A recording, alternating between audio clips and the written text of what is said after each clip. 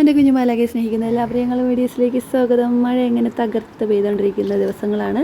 അപ്പോൾ എല്ലാ പ്രിയങ്ങളും സേഫായിട്ട് സുഖമായിട്ടിരിക്കുന്നെന്ന് വിശ്വസിക്കുന്നു. കുഞ്ഞിക്ക് ഇന്ന് തെറാപ്പിയുള്ള ദിവസമാണ് കേട്ടോ.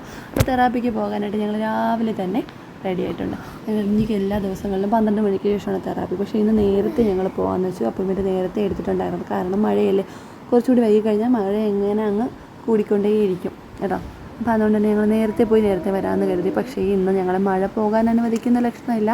ഞങ്ങൾ ഒരുങ്ങി ഇരുന്നിട്ട് കുറേ നേരമായി. കുഞ്ഞിൻ്റെ മൂഡ് ഓഫ് ആവാണ്ടിരിക്കാൻ ഞാനൊരു ചെറിയ റീൽസൊക്കെ ഇങ്ങനെ എടുത്തു. അപ്പോൾ എന്തായാലും മഴ കുറഞ്ഞു വേണ്ടി ഞങ്ങളെല്ലാവരും ഞങ്ങൾ 3 കൂടി ഇങ്ങനെ തെറാപ്പിക്ക് പോകണം കേട്ടോ. കുഞ്ഞിക്ക് വല്ലാത്ത സങ്കടമുള്ള ദിവസമാണെന്ന്. കാരണം കുഞ്ഞിൻ്റെ തലയിൽ തൊപ്പി വെച്ചേക്കല്ലേ. കുഞ്ഞിക്ക് അത് ഇഷ്ടമല്ല കേട്ടോ. ഹെയർ ബാൻഡൊന്നും അങ്ങനെ വെക്കുന്ന ക്ലിപ്പ് അതിഷ്ടമല്ല കുഞ്ഞിക്ക്. ഇങ്ങനെ ബോയ് കട്ടൊക്കെ ചെയ്ത് ഇങ്ങനെ ഫ്രീ ആയിട്ട് ഇങ്ങനെ ഹെയറൊക്കെ പറത്തിയിട്ട് നടക്കണം. അതാണ് കുഞ്ഞിച്ചക്കൻ്റെ ഇഷ്ടം.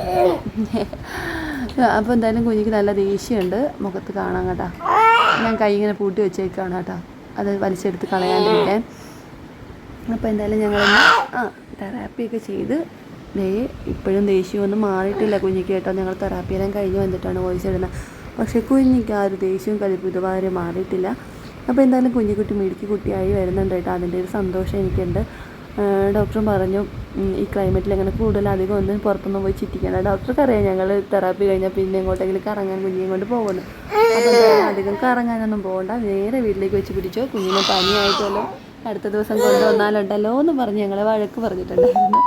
അപ്പോൾ അതൊക്കെ കൊണ്ട് തന്നെ ഞങ്ങൾ കുഞ്ഞിനെ നല്ല സേഫായിട്ടിരിക്കട്ടെ എന്ന് കരുതിയിട്ട് നേരെ അവിടെ നിന്ന് വെച്ച് വീട്ടിലേക്ക് തന്നെ നേരെ വെച്ച് പിടിച്ചു കേട്ടോ. അപ്പോൾ എല്ലാവർക്കും ടാറ്റാ ബൈ.